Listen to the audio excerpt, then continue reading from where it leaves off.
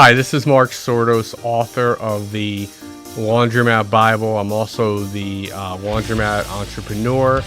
You are here with us at the Entrepreneurial Exchange, where we talk all things entrepreneur, business ownership. We're going to talk to interesting business people, writers, founders. So buckle up for the next half hour, 40 minutes. I'm sure you're going to enjoy the ride. Today I'm with Lisa Riggs. She's the founder and sock queen of Spirit Sox USA in San Francisco. We're connected on LinkedIn, and she had one particular post that I said, you know what, when I do this show, I want to interview her. And it's not the fact that her family owns season tickets to the 49ers for 33 years, or that she's a Hamilton fan or a dog lover. But I think it was roughly in February you had posted that your company had hit the 8-year mark, the anniversary of you getting your LLC. And you said, yeah, I had no customers, no manufacturers, and I'm teaching myself Photoshop. So 8 years later, you have several employees, you have 15,000 followers on LinkedIn. So obviously it worked. So would you mind telling us a little about your background and what brought you to that day that you wanted to start Spirit Sox? Sure, yeah. I'll try to do it in a nutshell, but I started my career in HR and I'm in Silicon Valley, so I was in high tech. Loved it, was doing really well. My career was on a really nice trajectory. But at the same time, I got married pretty young and we wanted to start a family. And so once I got pregnant, everything changed. And then once I had my son, everything really changed. And so my boss, I had been back to work for a couple of weeks after maternity leave, and my boss, who was a VP of HR, called me into her office and sat me down, and she said, "Lisa, it's a shame your priorities have changed." And I was just shocked and said, "My priorities haven't changed. My family always came first. Now I just need to, I just have this 6 o'clock deadline that I have to pick my infant son up from daycare." And so for me, unfortunately, it just ruined everything about being at that company because it was eye-opening that they really felt that way. I did stay and got pregnant with my daughter. My kids are about 2 years apart, and they were joking about me giving birth on the boardroom table, and it wasn't really a joke. They put me, I had gone part-time to try to balance everything, and they put me supporting customer service in a 24/7 environment. And so it was just difficult. So well, that is a long story, but because I was a woman and made 73 cents on the dollar at that point, my husband and I decided one of us needed to stay home, and it would make more sense that it was me, even though my career might have been on a higher trajectory. So I was lucky enough to stay home with the kids for a few years and but then I decided, or I was a little freaked out about what am I going to do with my life. And I think a lot of entrepreneurs probably hit this, like, oh my gosh, like, what am I going to do with my life? And how do I not go back to a cubicle and work for somebody younger than me? How do I make sure that I can find balance and still be, the mom and the daughter and the wife and everything, the dog mom, the turtle mom, everything I want to be, and do my job well? And so I had the idea. I was running the after school sports program at my daughter's middle school, and I was on the education foundation board. Had the idea to use socks as a fundraiser, and reached out to everybody and all my t-shirt contacts, and nobody made socks. And I was like, how is nobody doing this? And so sure enough, I found somebody to make the socks for me. We sold 200 pairs in 4 days. We made a $17 profit margin per pair and reordered immediately. And people loved them. Like, I had people giving me, because I had been I had been doing fundraising while I was home with the kids and volunteering and all that stuff. And I knew how many people actually donated, and we were getting like wadded up dollar bills and Ziplocs of quarters so people could buy the socks. And so I just thought that this is something maybe I could help other schools and nonprofits and people who are fundraising, because it's so difficult. So decided to turn it into a business. And I was thinking about it as I was researching your story that, I've gone to a lot of places that have giveaways, Yeah. and the socks are a great idea because I've gotten the frisbees, and the dog plays with the frisbee until it winds up in the neighbor's yard. And I'll get the pen and I'll use the pen, but I'll never look at, who actually paid for the pen. But a pair of socks, they're going to go in my drawer. They're eventually going to get worn, they're going to get used.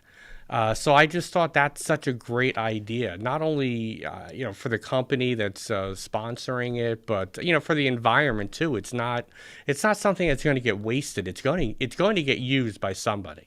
Exactly. And we had to pivot pretty quickly from socks as a fundraiser to custom socks as a whole, because we had so many people that were saying, well, do these have to be a fundraiser? Because they can be used for so many different things. And so we still do the fundraising, it's an arm of it, but really focus on the custom socks. And, when I talk to people about them, they check so many boxes that just make it so easy. They're gender neutral, they're one size fits almost all, they're practical, except people in Florida always tell me, I don't wear socks, but everybody else besides Florida wears socks, Right.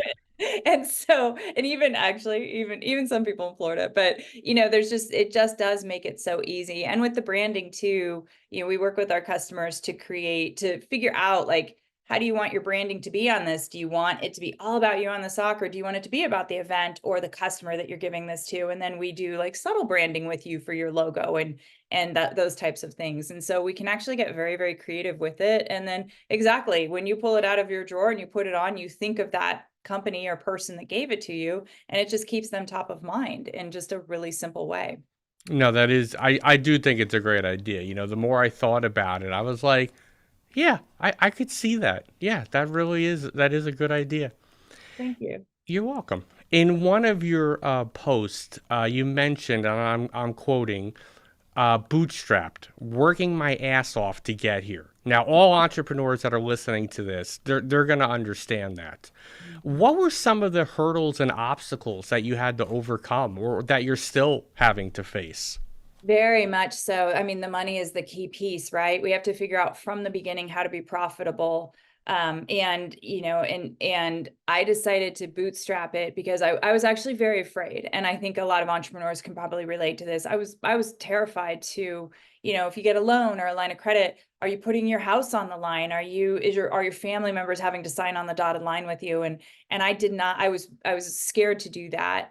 And so I decided to just, we all have to have a little bit of seed money. So I had a little bit of seed money to start it, but really thought that I was trying to work the profit margin to where I could grow it with profit.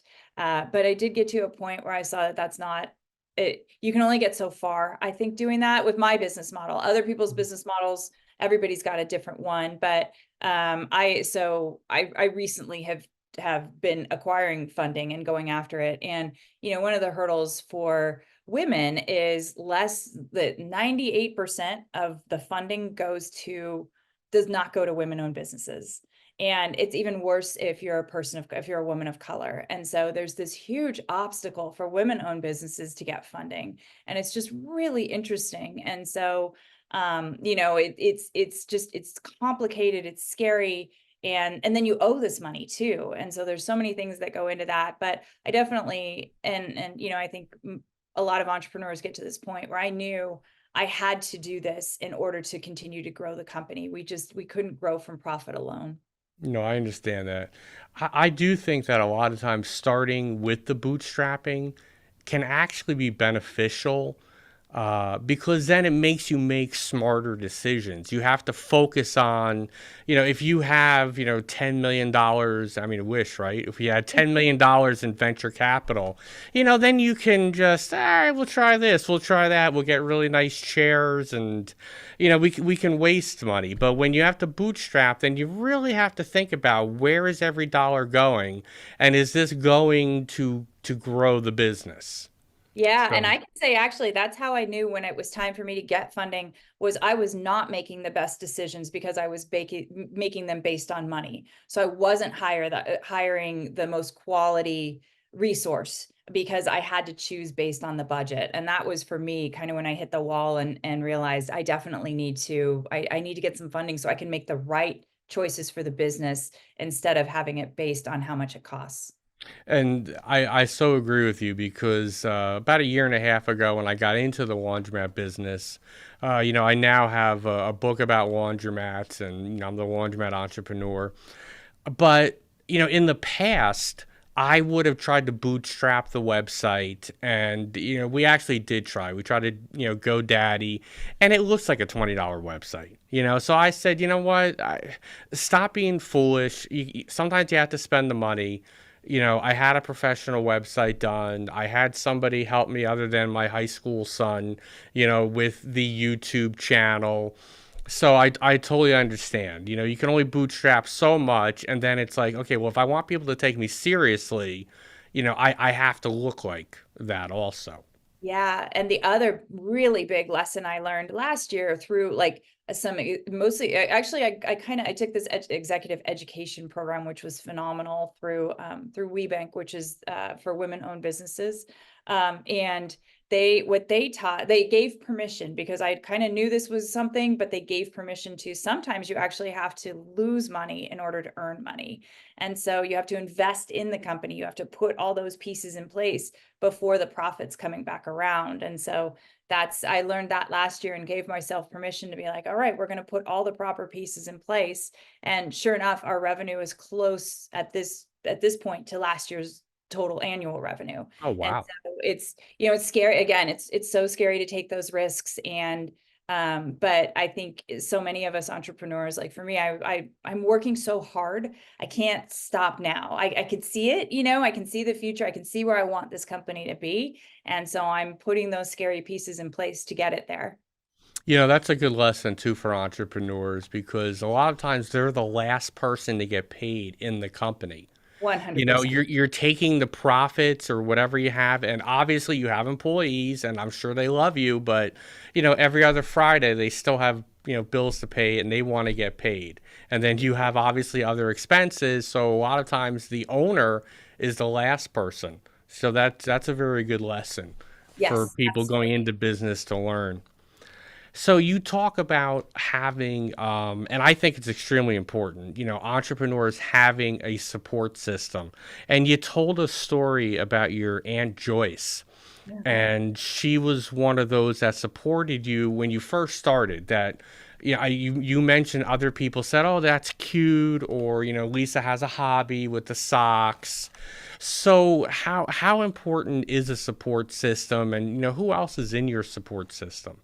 Yeah, I think I mean for me, it's my husband and my kids are and my dogs, they work really hard. They sleep right next to me most days. So they're very hard workers. So they're part of the support system. But it's definitely it's so important to have people that love you and can listen when you've had a bad day, can encourage you, when you need it. And and allow you to be fully honest. I mean, we all hit that spot where we're questioning what we're doing and if we should continue doing it, and people who can give you that honest opinion. So, I'm lucky to have like that's my close knit support, my parents as well, my brother. But then like you get these supporters that you don't necessarily expect, which I like, and that's my Aunt Joyce. She's just so proud of me for we entrepreneurship runs in my family. My grandpa started a jam and jelly company in his garage.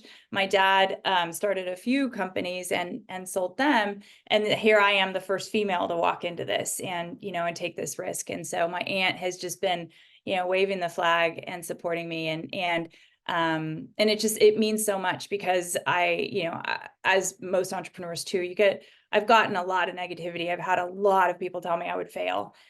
You maybe you can relate to this, Mark, with being specific on laundromats, but so many people have told me I'd fail because we only sell socks. You have to add what t-shirts, hats. You have to have a marketing plan. You have to have all this stuff, and I continue to just be stubborn and stay on my path. And now today I can say I would not have the opportunities in front of me if I had done what everybody else was doing. But I wanted to be unique. I wanted to stay with what I believed in.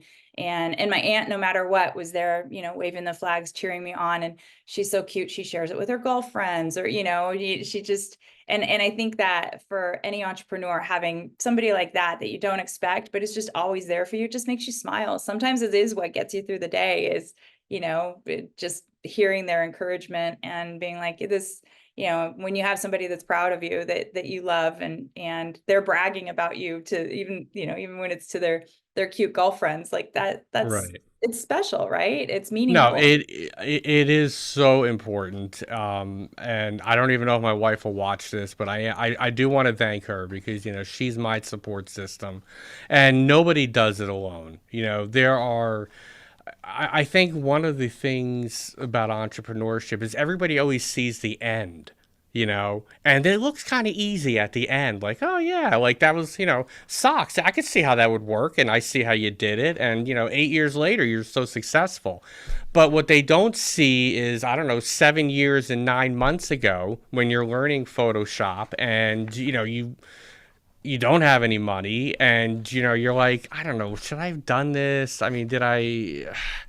And that happens to all entrepreneurs. So if you don't have that support system, it's very difficult because it looks, in hindsight, it looks so easy. Like, yeah, that made sense. Like, that was destined to work.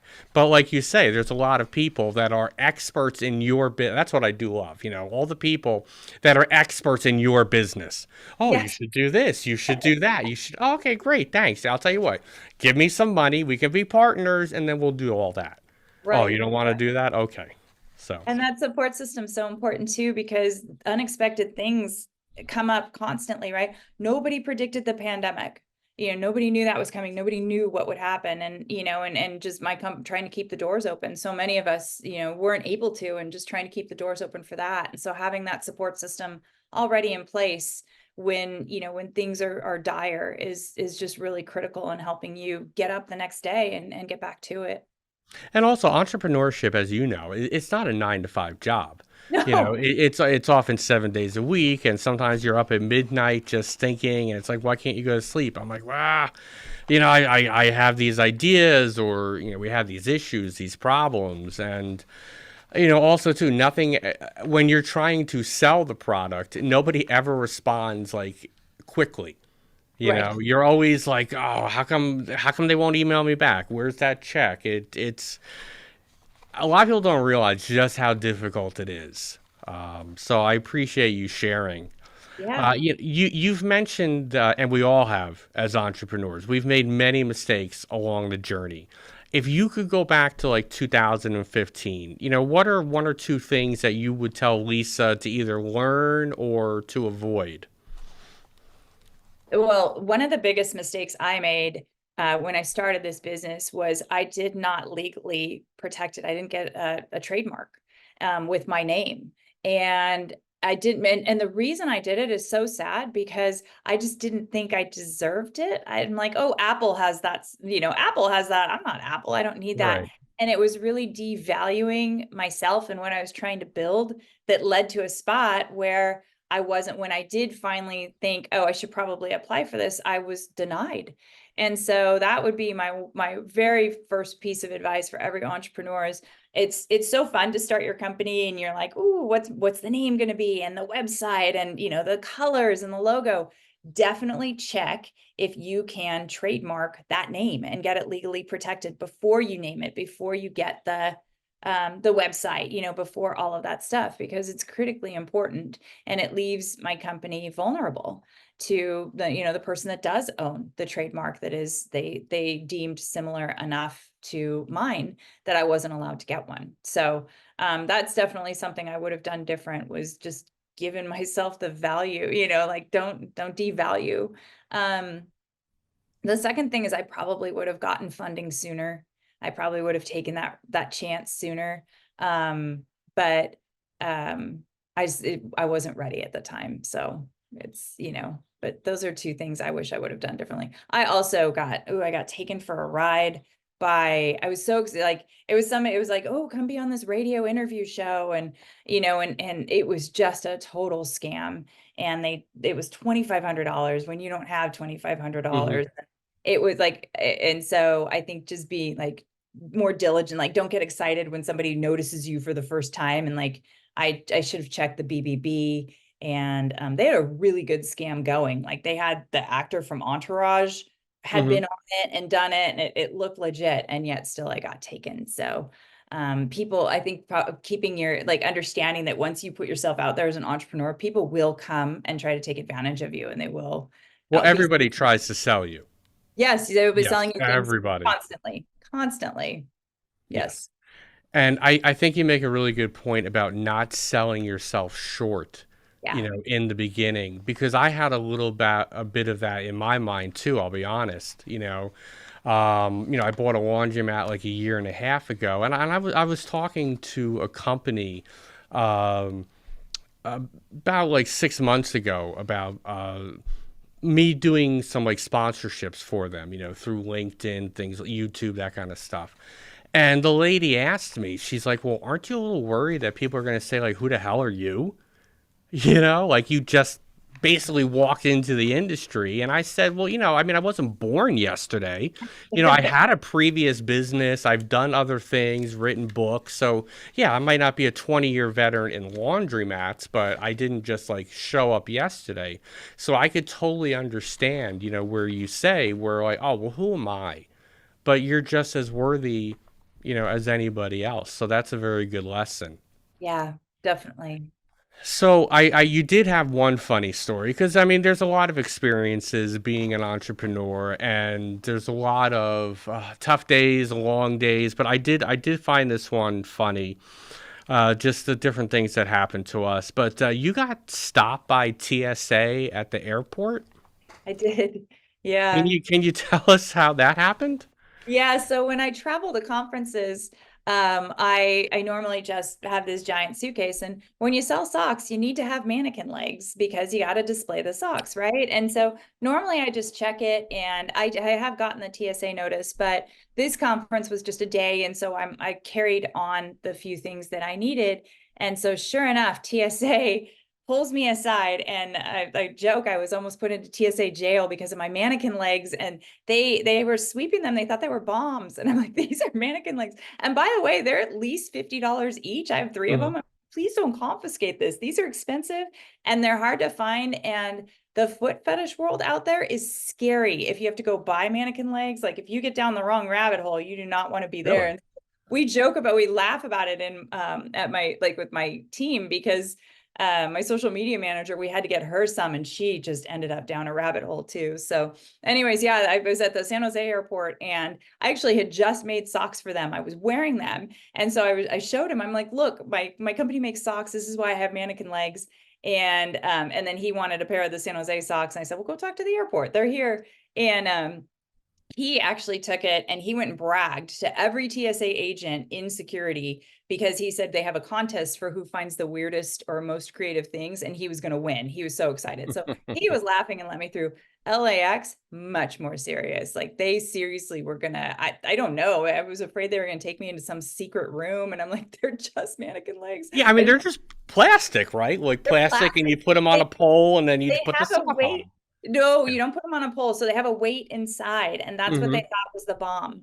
And so, and Oh, I mean, they took out, how they have those sweeper things, and they put yeah. machines. I mean, they were so serious about it. So it was definitely a funny experience, and you just never know, right? You're so Right. with your own business, and other people are like, "What in the world are you doing with this?" And like, "Well, I sell socks. Doesn't that make sense?" So yeah. That's funny. So I have the question, and I still have trouble with this. A lot of entrepreneurs have trouble with this. You obviously you have a successful business that takes up a lot of your time. You're a wife. You're a mom.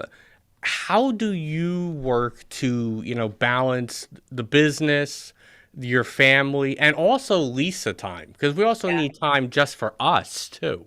So Yeah. how do you, or do you, are you not able to balance it? Because it is No, difficult. I think it's an ongoing battle, and I think any entrepreneur can say at any time, like, do you feel like you're managing this for yourself? And sometimes it's yes, and sometimes it's no. I for me, one of the most important things for me is I love to work out. I go to the gym. I love to play sports, and it's really, it is the base of my mental and physical health. And I struggle all the time with going to the gym, like allowing myself, not feeling guilty about going to the gym on a work day. And I finally have given myself permission to, if that is the basis of my mental and physical health, that's what keeps me sane. And I have to be sane and healthy for this company to succeed. It's just a good investment. And so I feel like for us, we may have to narrow down what we choose. Like we're not going to get to do everything we want to do on any given day, even on weekends. We find, right? So I think it's really prioritizing what's most important to our health or our wellness and doing that. I know a lot of people who journal, who meditate. That's not my personality. I tried. It's not my personality. I tried something else, right? And so I think it's really figuring out what's important. I also like we sit down and we have dinner together. No phones, no laptops, nothing. We have dinner together every night. We always have since before the kids were born. And so that's really important. And so I think sometimes it's just prioritizing it and giving yourself permission to do it. You don't have to feel guilty. You're already doing so many things and you're doing your best, right? None of us are perfect. None of us are going to get my to-do list constantly is a rollover to the next day. I certainly never get everything done, right? And that's okay. Give yourself permission to take care of yourself, because our health is the most valuable thing we have. And if we ignore it, is it worth it? Is it worth shortening your life for your business? And I think that answer is no for all of us. Right, and that's really sound because I totally understand what you're saying, because when you start a business, you always feel there's more I could be doing. Like you could literally work 24 hours a day and probably still not get your everything that you want done. And I think it goes back to having the support system too. So you have dinner every night with your husband, and that's are you an empty nester now We or are, yeah. In fact, okay. my daughter's graduating in a couple of weeks. So yeah, Oh, we are awesome. empty nesters. Yeah. Okay, yeah, I do think I remember seeing that in one of your posts. So, it's great that you have that where you can just disconnect, have dinner with your husband. For me, a lot of times my wife, she'll say, "Look, you don't have to work anymore. It's okay to like, you do so much. Nobody's gonna think bad if you just close the laptop and come upstairs. For us, we're baseball fans. You're right in the middle of the season. So sit down, we'll watch a game. Yep. You don't have to work constantly, but that is, I still find it even now, it's a tough balance to Yeah. say, okay, you know what, you've done enough, you deserve a break. I think it's important too to take care of ourselves, to manage our stress levels, because our stress level affects not only our health, our sleep, but our performance at our job. And so Right. you've got to have that release, that whatever you enjoy, to just alleviate some of the stress that we carry as entrepreneurs. Well, And everything feeds off your health. If you're not healthy, then you can't do your job. You can't spend the time with your family. You can't enjoy the things like working out or whatever someone's hobby is. You can't enjoy any of it if you don't have that base of your health as a foundation. exactly. You quoted Jack London. You can't wait for inspiration. You have to go after it with a club. So, where do you find your inspiration? Oh, you know, actually, so I didn't know where this journey was going to take me. And I have been so lucky to work with some amazing customers that are doing their best to improve their community, to change the world. But what's really been coming about lately is being able to be a mentor to young women who are entrepreneurs. I recently mentored a young woman, Rihanna, who is just going to light the world on fire at the WeBank conference. And we had this conversation of, she was great. She asked me questions about everything. And we kind of resulted in the result of our conversation was almost, she said to me, she said, your generation has crawled so mine can walk. And we said, and then we said, and may the next generation run, right? And so I feel like I didn't think I would be able to, I had never had that thought in starting the business, but if I can make the path easier or less bumpy for the women behind me, the female entrepreneurs behind me, if they can get funding easier, if they can get, recognition easier, equality easier, or not easier, but it's just not as challenging, then that's a huge inspiration for me to just help. Yeah, it's always nice when you can mentor somebody. At jobs that I've had, I've always enjoyed, taking somebody aside and then just teaching them about the business, and rather than just say go do that, this is why we do that. So then when I'm not here, how to do it. Right. So yes, mentoring it's very satisfying, and I'm sure when that they're really into it. You could spend all day with them, Yes. just downloading your information into them, because there are a lot of people that I find, they'll ask you business, but they're not really serious, So when you find those people that really truly want to learn, it is extremely satisfying to donate because I don't even think of it as like giving up my time. I just think of it as like, it's so awesome that you want to learn, and Yeah. then, just when you get in a spot someday, you help the next person. Right. Well, and I'm finding it too. It's not even it's not even only creating that mentor relationship. I'm pretty honest on LinkedIn about our successes, our failures, things I could have done better. In that honesty, I open myself up to being a little bit vulnerable, but I've had so many people come back and say, more people than I ever expected, say like, you're such a good role model for my daughter. I'm talking to her about this. And so I think we can be role models in so many different ways, and let people know this is possible, right? It's possible to follow your dream and work really hard and achieve it, and or it's possible to hit this milestone that you never thought you would, or just even start a business, right? That's a milestone in itself. Well, that's one of the reasons I wanted to have you on, because that post I told you about in the beginning, where you mentioned about getting your LLC, Yeah. and you had nothing in the pipeline. You just had like a vision. And I'm hoping that there are people listening to this today, male or female, and they're just like, you know what, why couldn't I be like them? They didn't have a lot of money, they had an idea, and I just think that the important thing to take away is that it doesn't come easy. I did a post one day on LinkedIn about the Ringo Starr song. It don't come easy, and I know it's not about entrepreneurship, but I just thought some of the lines in there really reflected that. It's a lot of, you got to give your soul to it. I mean, if you really believe, you just got to put all of yourself into that. So that is a great message. One of the things that I like that you also do is that you give 5% of your profits to providing socks for the homeless, and I've seen that you've done other, various charity things. So I'm sure that means a lot to you to give back to the community and helping people.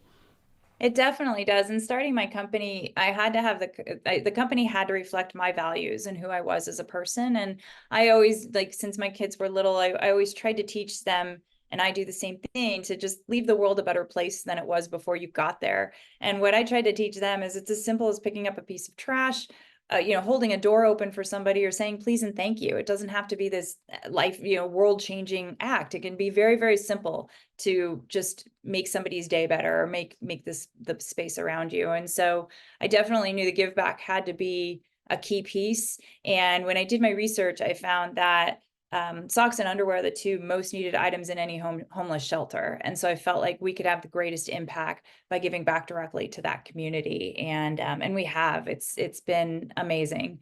And it's encouraging for myself and my team. Like the bigger we can get, the more we can do, the more we can give back, and the more we can help. And so I actually carry socks around in the back of my car, and I hand them out to people when I see that they need them. Because I had an experience where I was driving to my hair appointment, and lucky me, going to a hair appointment, right? And this homeless man in front of me, he crossed the street in front of me, and he had plastic bags rubber banded around his feet, and they were ripped. And I'm thinking, here, I own a sock company and I can't help this man. So now I carry socks with me. I actually encourage everybody, like, go buy a 12 pack of Hanes and have them in your car. It's amazing how a clean clean and not holy pair of socks can really make the difference for somebody on the streets. And that's interesting that you say that because when you think of homeless, usually there's like a coat drive and things like that, which Yeah. I mean, which makes sense. I'm in New Jersey. It gets cold here in the winter, but I know there was one laundromat. It's up, I believe, in Massachusetts, and she gave me the idea because we wanted to do some kind of a sock drive, toward the end of the year with the chamber, because she had mentioned that socks are so needed, and you never hear that part for homeless. So Mhm. yeah, I was gonna borrow from her and have a sock drive toward the end of the year, at our store. But yeah, thank you for sharing that because you don't think about that when I mean, fortunately, we don't. There's not a lot of homeless in our area, but yeah, you don't really think that. Yeah, it's socks Yeah, that they need, socks and underwear.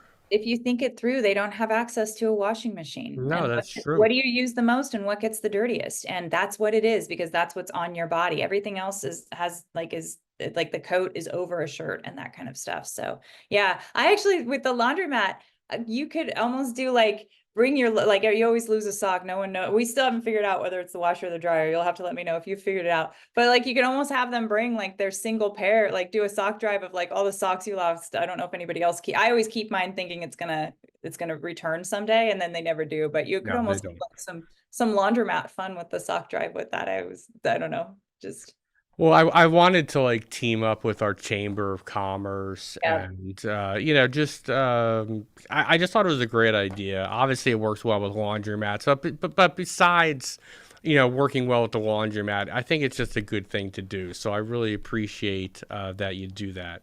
Thank Um, you. I did want to congratulate you. I saw you got the 2023 Enterprising Woman Award. So Mm, congratulations on that. thank you. Um, Before I let you go, I have one other question, and then if you want to mention anything about your company, anything that you're doing, great. You don't have to answer this specifically because I couldn't find the specific answer on LinkedIn. But you have a goal in 2024 of accomplishing something that only 4% of women-owned businesses have ever accomplished. Yep. So would you share that goal? And if you don't want to, are you on the way to accomplishing that? Yeah, so it's a revenue goal, and that's why I don't share it because I keep That's it because fine. we're a private company and I keep it. And I found out it's actually not even 4%, it's closer to 3% when I was at the Enterprising Women Conference. I found that out. But yeah, we're a third of the way there already. And so we're on our way and putting a lot of pieces in place to get there. So if we hit it, I'll decide if I announce it, but yeah, it's internal. We talk about it, but externally, I don't share exactly what it is, but just when I heard that originally I heard only 4% of women-owned businesses ever achieve it, I was like, well, there's my Mount Everest, right? There's my goal that I'm going to get to. And then once we get to that, we'll just go from Well, there. I have a feeling you're going to get to it. If not this year, you're going to hit it, I think obviously. so. Yeah. So what are your plans, like 5 or 10 years down the line? What do you see for Spirit Sox?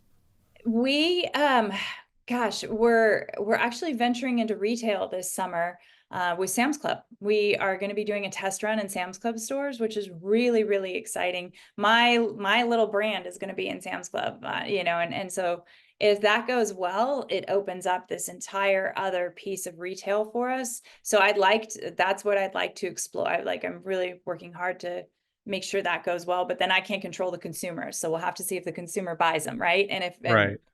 I think, and so there's a lot of unknown about the next 5 to 10 years based on how that goes. But I'd really like to explore retail. I think there's a lot of opportunity there. We also are working with some of the largest companies in the world, supplying socks for their brand stores, and so I think continuing to grow that. And I just I'm pretty sure I'm the only woman-owned sock company out there that does what we do, and so just kind of competing with the big boys and making sure that they all know that we exist too. That's part of the goal.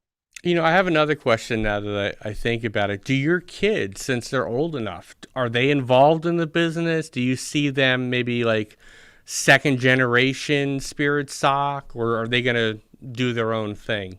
We've never talked about it. My son is a chemist and he's in environmental science, so absolutely not. My daughter actually is already she's very talented in marketing and she's going into that career. And so she's already writing my newsletter for me.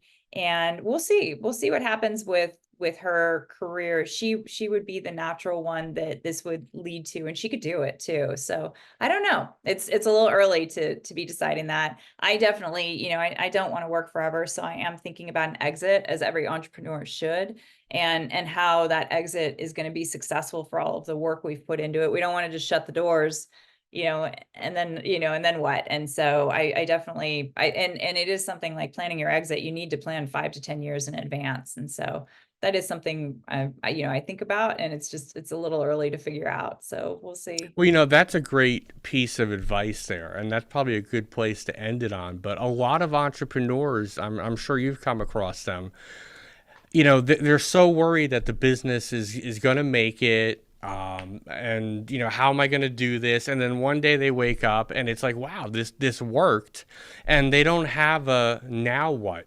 plan. Right. And health could get in the way. You could wake up one day and just say, I don't want to do this anymore, it's not my passion. Right. So it's very important for, even when you're starting out, to have like an exit plan, so you have some kind of idea of like, well, how big do I want to make this, and what do I want to grow it to? Not every company has to be turned into an Apple someday. Yeah, I mean, you could keep it small, 5 employees, and that's what you're happy with. So, for the entrepreneurs listening, it's very important, even if you haven't made your millions yet, just to have that, that exit plan in mind, and what you're working for. So, what is one, before I let you go, and I really appreciate you coming on, what is one piece of advice that you would give the young entrepreneurs listening right now?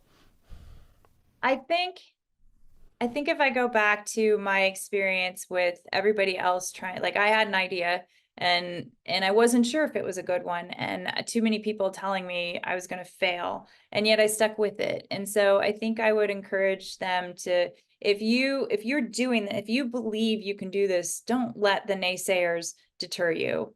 I had somebody actually laugh in my face. I think he almost like spit on me. He laughed so hard when I told him what I was going to do. And it was really a critical moment for me, because it was the very, very beginning. And I really doubted myself, and it's not, and so I would say, like, just, if you believe in it, follow your path, because that's what I have seen is people will see your passion when you talk about your company. They'll join that with you, because it'll emanate from you. And so believe in yourself, and don't let the naysayers, steer you wrong, or make you doubt yourself.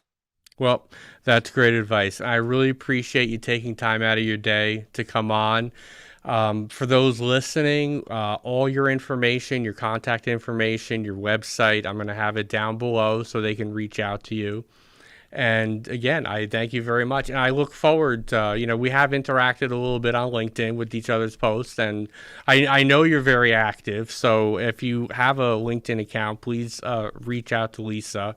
I mean, you post almost like every day, right? You're Yeah. extremely active. Yeah, I have help too. I mean, that's something, as you get bigger, like I definitely have some help with that. But yeah, we post 5 days a week.